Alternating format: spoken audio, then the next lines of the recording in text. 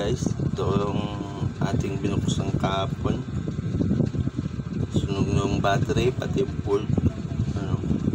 Madama yung IC. Ano eh, ayaw umarto eh.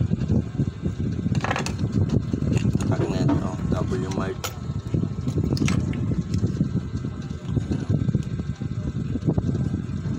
Pabayaan daw doon ang charge. Palit iba pang charger ginamit. Ay, sunog na sunog. May lahat yung motor niya. Nangyari ayaw na rin.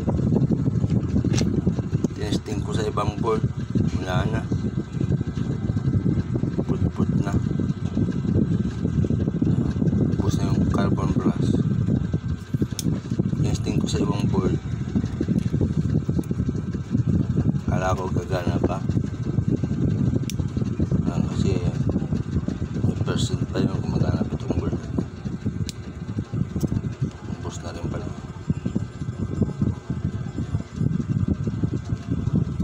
Bago lang daw ito. Makapal pa nga yung tanso sa gitna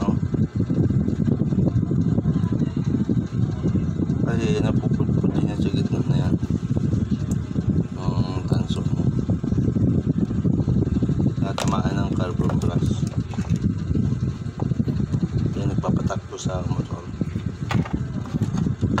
Ito naman yung battery niya, sunog. Ipapalit sana ako. Rin. Kasi pati yung IC nasira yung wire.